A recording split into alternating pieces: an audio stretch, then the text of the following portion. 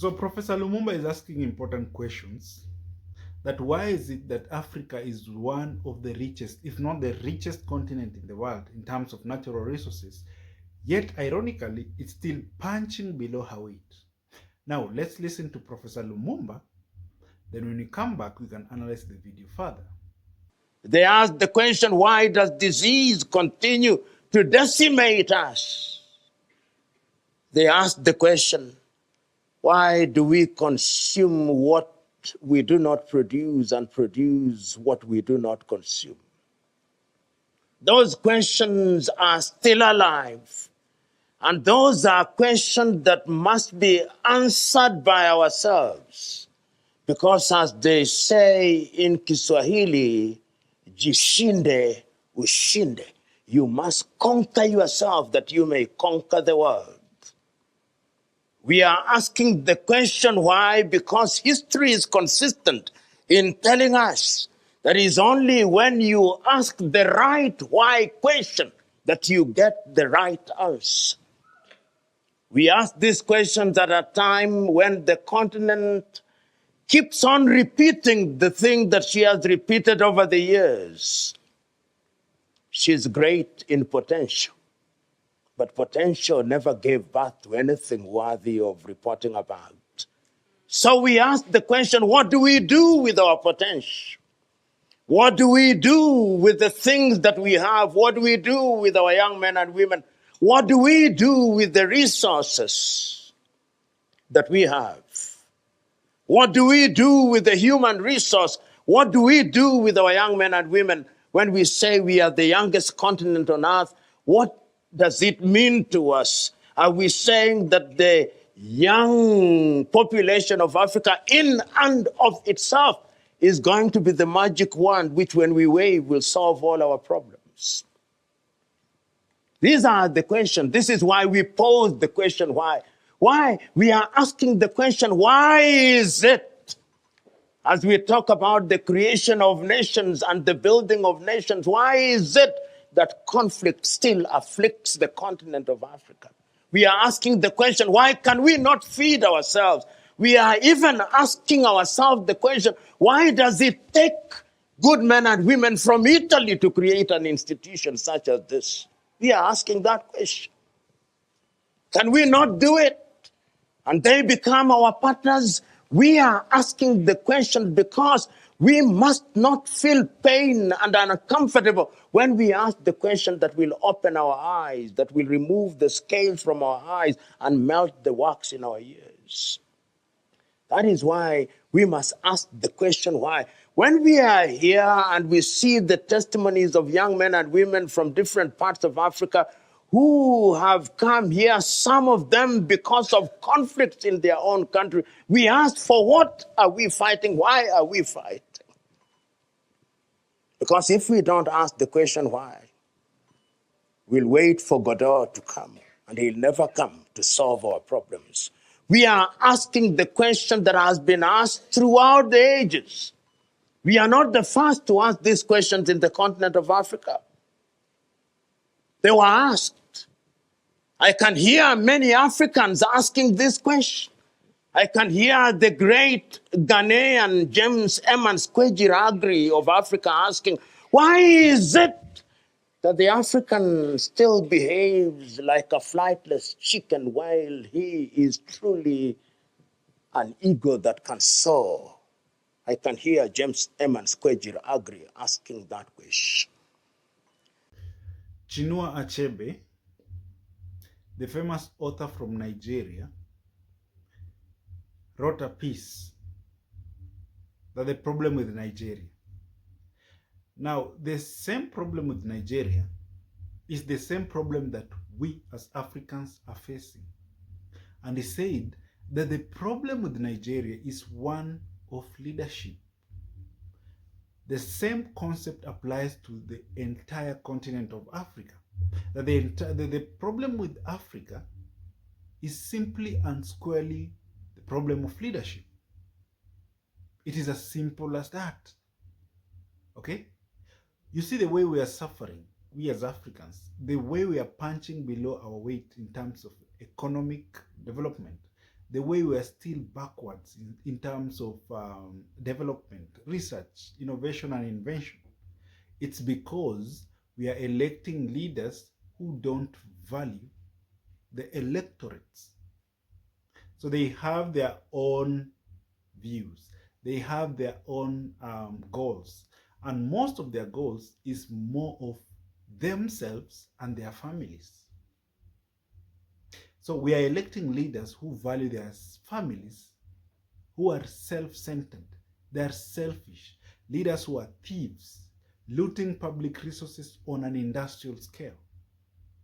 So if this thing can be blocked, then for sure, in the next 30 years, Africa will be orbiting on another level in matters development. It is not going to be done easily, okay? It is not going to be done easily because power corrupts. Power corrupts. This thing has to be a movement, a revolution, something that is happening in Burkina Faso. And I like giving out this example in Burkina Faso. Leaders in Burkina Faso, they are doing amazing things. That's why they are being hated by the West and the East. They are being hated because why? They've formulated their own thinking and came up with an idea that is suiting the environment. Traore was the one who said, look, this idea of democracy is not suiting Africa. So we have to reinvent and redefine what democracy is. Even if democracy will mean extraordinary exchange of power, then so be it. That is why in 2022, Ibrahim Traore took office through the coup. Up to now, if you don't know, up to now, 2026, Ibrahim Traore is never given a right of audience when it comes to African Union. Why? Because the African Union, they think, you see, they normally have this charter that says, for you to be given a right of audience, you have to be democratically elected. So Ibrahim Traore was not democratically elected. That is why he was never given right to audience. But sometimes, or let me say, things are changing because a year ago, if I'm not wrong, the president of African Union went to Burkina Faso to benchmark actually. So he acknowledged that even though Ibrahim Traore was not democratically elected, he acknowledged the fact that serious development was going on in Burkina Faso. Maybe there are blueprints to Africa. They have to go to the African Union to tell the African Union where the African Union is failing. And permit me also to say this, because yesterday I read somewhere that the ESC, that is the Sahel State, Alliance of Sahel State, they are coming up with their own parliament. They are coming up with their own currency. So there are good things that are happening in Africa. It's only that we don't have the ability, or let me say, the intellectual know-how of leaders who are willing and able to propel this agenda to another level. Africa is rich, my brothers and sisters. Africa is rich. Go to the Democratic Republic of Congo.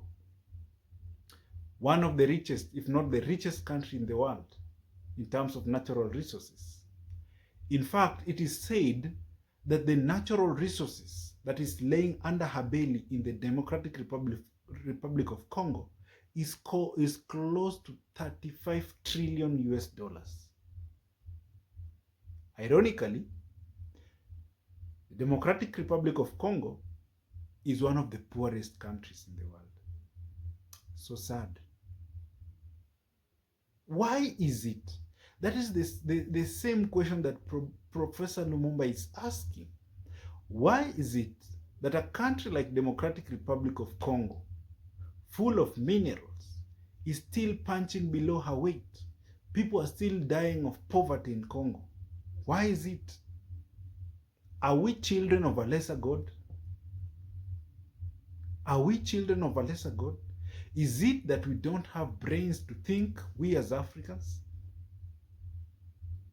And sometimes I normally blame the electorates. You know who a good leader is, but you keep on electing a leader who is not good. You keep on electing someone because this person is bribing you $2. That is why the cycle is continuing. The cycle is continuing. When will we realize our potential? When? Even if we have the so-called Agenda 2063, Africa Agenda 2063, if we don't change the way we think towards leadership, then we will never, ever realize how Africa is popular in terms of potential. Africa Agenda 2063, it's not something new. We had the Lagos Plan of Action. Actually, we had that in the year 1980. We had Africa Agenda 2060, or rather, after the Lagos Plan of Action, we had Africa Free Continental Trade Area. We had Africa Agenda 2010, if I'm not wrong. In fact, in the year 2010, Africa ought to have had one president. We had Africa Agenda 2030. Now we are talking about Africa Agenda 20. So you see, the thing is, it is not something new. We keep on changing names without changing how we as Africans think. So if we don't change how we think, then we will continue punching below our weight. And that is the glory of the Western world. They normally love it when we are confused. So, ladies and gentlemen, this continent is great. This continent is rich. It is incumbent of us, the current generation. And you see, Africa itself, it's not going to change. Possibly, it will not change during our generation. So it is incumbent of us, the current generation, to play our role, to empower the young ones. After that, we pass the baton to the next generation. They play their role, they pass the baton to the next generation, and lo and behold, Africa will be great. When you plant a tree, you will not necessarily enjoy the shade. When you plant a tree, your work is just to plant. Another generation will come and water the tree. Another generation will come and prune the tree. Another generation will come and now finally enjoy the shade of the tree. So we are now planting the tree. Let's do this job perfectly.